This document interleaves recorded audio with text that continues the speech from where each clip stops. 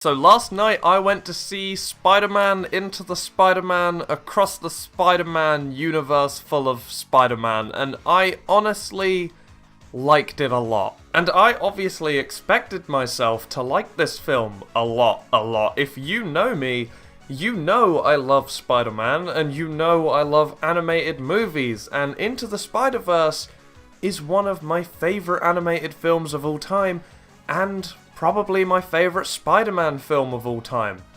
I'm sure it's obvious at this point that I loved this film, and I loved the first Spider-Verse. It's one of my favourite animated movies of all time. Here's my top 5, by the way. So I think it's clear to say that this movie was good, and yes, I liked it a lot. But I have one major problem with it, which I'll get into later in the video. But for now, let's talk about it. This movie is very much a two-parter. I remember when they first announced it, this was originally called Across the Spider-Verse Part 1, and then the other one, which is now Beyond the Spider-Verse, was called Across the Spider-Verse Part 2. And honestly, I think that's a much better title for this film than just Across the Spider-Verse. This movie is very much a part 1, and it's clearly intended to be part of a two-parter. If you go in expecting a full movie here, because you didn't hear that this movie was intended to be a part 1, you might end up a little confused and unsatisfied by its ending. But if you know it's a part 1 like I did, oh my god, the ending of this movie is amazing, and it's its greatest strength. But obviously, no spoilers until later. Everything, and I mean everything, that you expect from a Spider-Verse film based off the first one is back. The music, the visuals, the comedy, the wackiness, everything you want is all here, and it's just as good, if not even better than the first movie. Which is incredible how they've managed to carry this over, because tonally, compared to the first film, this one's really different. The first film was fun, whereas this one's more dark and takes itself more seriously. Obviously, it's Spider-Man. It's incredibly fun, but there's another layer to it which I think makes this film stand out in such a unique way compared to its predecessor. And although I expected everything I expected from Spider-Verse Part 1, as well as I expected cameos and loads of Spider-Man love, I didn't expect the pacing that this movie has. This movie is very slow, which is insane because Spider-Verse 1 was so breakneck fast. And that's not a bad thing. I like the slower pacing. This is quite a long film. I think it's 2 hours 20 minutes, and a lot of it is just focused on characters talking, having very long conversations with no Spider-Man stuff going on.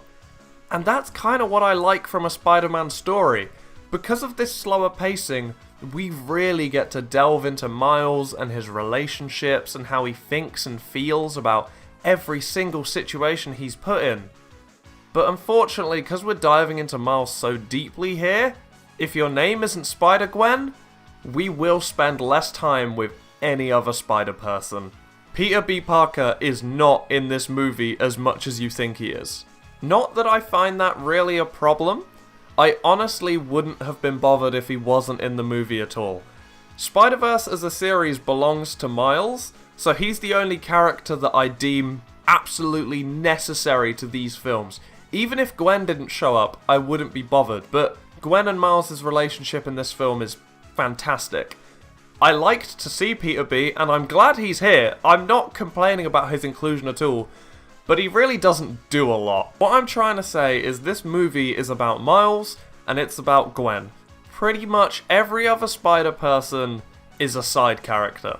Spider-Man 2099 is the other important Spider-Man in this film, and oh my god, he's an absolute beefcake. This guy is huge. Also, I'm not sure if there was a shot of this in any of the pre-release for the film, but I had to turn to my girlfriend and whisper it. They made him caked up for no goddamn reason. I've never been like a particularly huge Spider-Man 2099 fan, so I was only excited for him in this movie in a sort of like, oh, a cool future Spider-Man way. And wow, he didn't disappoint.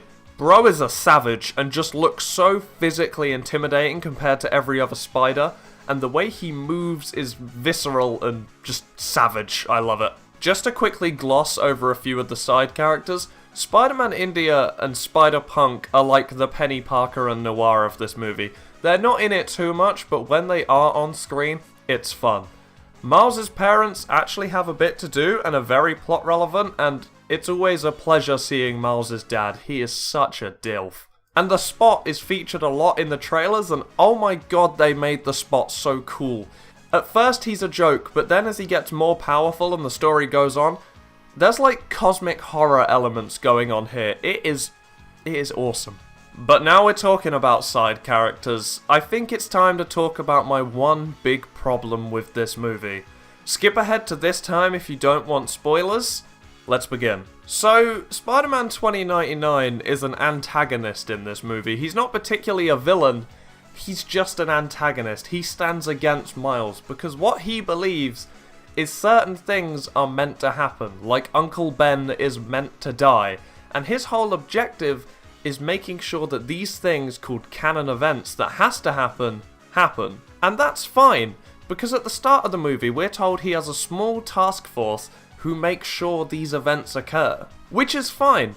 There's nothing wrong with having one sort of radical Spider-Man, but the problem I have with this is when Miles finally goes to 2099, he sees that there are loads of Spider-Men who are in on this, and I just can't believe for a moment that this many Spider-Mans,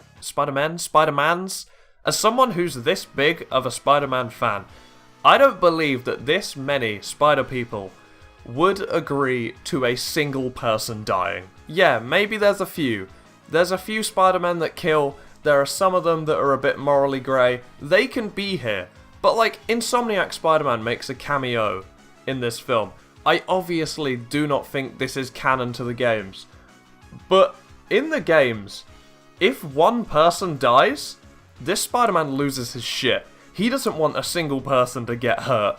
I just can't believe for a moment that that Spider-Man specifically would agree to let someone die for the greater good. And that stands for most of these Spider people. Spider-Man tries to save absolutely everyone, even if the odds are stacked against him and it's completely impossible. Maybe the second movie will give a reason they were being manipulated, whatever, but this is the one thing that just sort of didn't stick with me. Anyway, what are your thoughts, especially on that last point I made? Leave a comment down below and don't forget to like the video as well as subscribe for future videos. Thank you so much for watching, I hope you enjoyed the movie, I certainly did. Probably my favourite movie of the year so far, I can't think of anything else that was this good. And I'll see you in the next one. So